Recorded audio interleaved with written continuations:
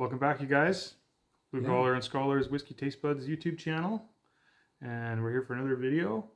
We're actually straying a little bit this time from our Canadian Whisky series because coming up on Monday is St. Patty's Day.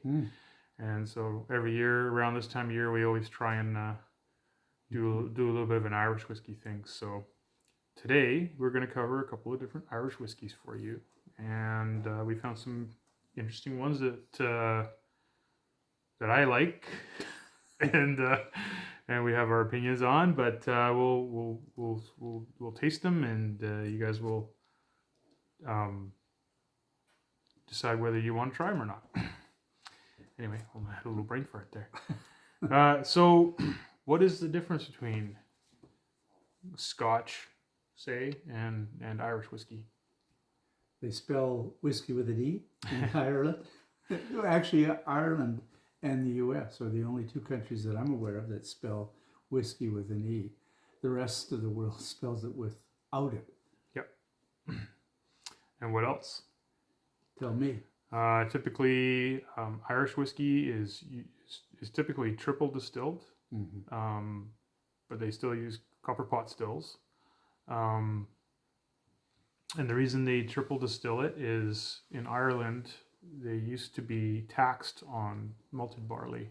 Malted, yeah. Yeah. And so they would actually use a combination of malted and unmalted barley. So they found that triple distilling helps them make what they perceived as being a smoother product, easier drinking whiskey to drink. So, and most of the world, I think, agreed at one point Irish whiskey was where it was at. So. Well, they were very, very popular back in the 1800s, and then the Teetotaler Society stepped in, and following that, they had obviously the Easter Uprising and many other events, including the British, or at least England, cutting them off in terms of trade. So they went from about, 30 or more distilleries down to 3, and continued on with 3. But now they're probably one of the fastest growing whiskey nations. Yeah, there's new Irish whiskey distilleries popping up all over the place, and you're starting to see more variation in the Irish whiskey as well. In fact, quite a few are producing a Scotch-style Irish single malt as well, which brings us to our first whiskey. This is a special one I'm going to chat a little bit about, but I'll tell you what it is first. This is called 2 Stacks Irish Whiskey, and it is a Smoke and Mirrors maple syrup stout finish, cask strength, single malt. Looking forward to this. Yeah, so because we were straying from our Canadian whiskey series, I figured I'd try and find an Irish whiskey that had some sort of ties to Canadian, and so I found this one. There's maple syrup stout cask, and I was like, I gotta try that. So we went with that. Sounds intriguing. Yeah, so this one here, it was imported. It's a Canadian exclusive, and it was imported by good friends of ours, Travis Watt and PWS Imports, and they're located in Edmonton. They bring in and represent some pretty awesome whiskeys, including Drams and Single Cask Nation, as well as like Boulder Spirits and 2 Stacks. Now, 2 Stacks Irish Whiskey is an independent bottler, and they're probably most well known for a pretty fun little thing they've done in recent years, and they've made Irish whiskey in a can. So it's like, I think it's like 1 or 2 servings in like this little aluminum can that is really portable. You can take it with you wherever you want to go. I haven't had the pleasure of trying it. I don't know what it's like, but it seems to be pretty popular and kind of a cool idea. So it's like a beer can. Yeah. But it's Irish whiskey. It's smaller than a beer can, I think. But I think it's, like I said, it might be like 2 ounces or something. I'm not sure, but so anyway, yeah. So this is one of their whiskeys, the Smoke and Mirrors maple syrup stout finish, and so there's lots of information, which is really cool about this whiskey.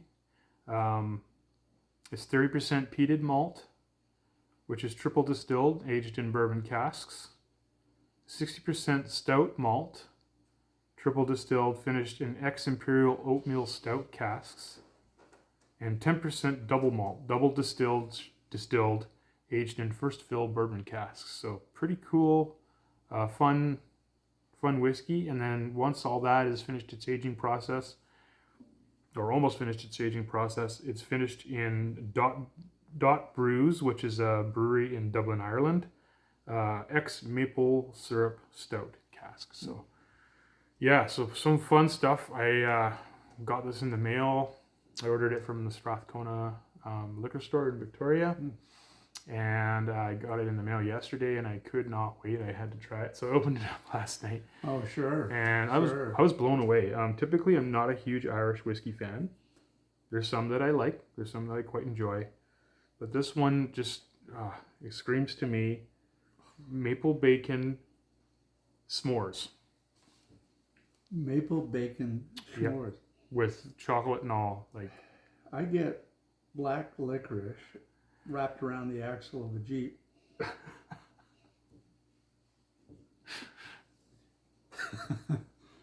I'm sorry, it's the best I can come up with. you get licorice out of every whiskey you try. I guess I have a longing for it. Anyway, I haven't had it for years. Tasting notes are completely irrelevant anyway. It's all subjective, and everybody enjoys or doesn't enjoy whiskeys. But this one here, being cask strength, I definitely recommend leaving it in the glass for a bit. It can be pretty potent as soon as you pour it in the glass. Let it sit in the glass for a bit, and it just gets more and more complex as it sits in the glass. So really enjoy this whiskey. Greg, maybe not so much. I haven't tried it yet. Here we go.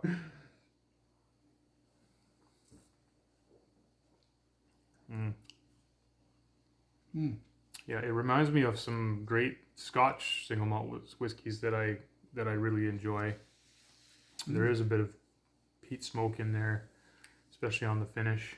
I'm getting the oatmeal stout. Oatmeal, yeah. Dark chocolate cake, and but the maple syrup is hanging in there. Awesome, yeah. Or it's still in the tree, one of the two.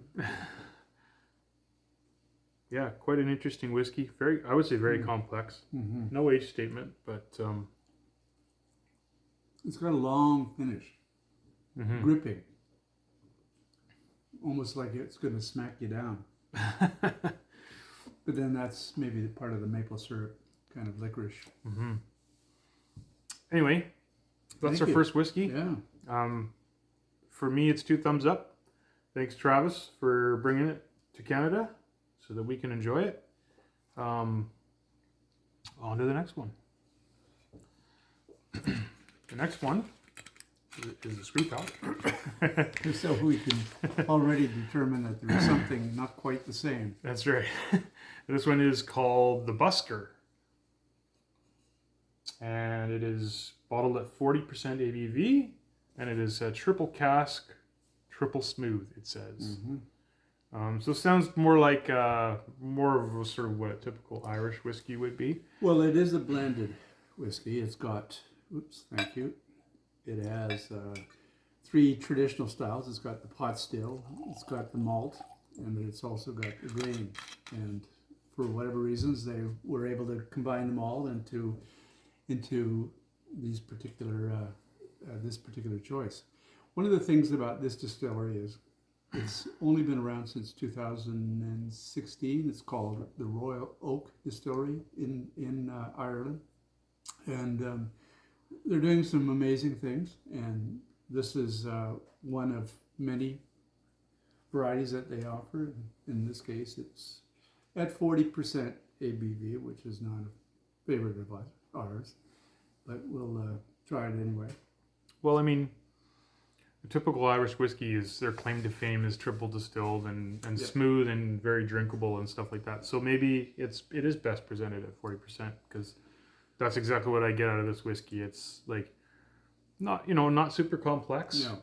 It has some really nice flavors and it's super easy drinking. It's the kind of whiskey, in my opinion, that you could accidentally drink a whole bottle of and not know it. And not know it. At 40%. Yeah. It has been matured in ex-bourbon, also ex-sherry and Marsala.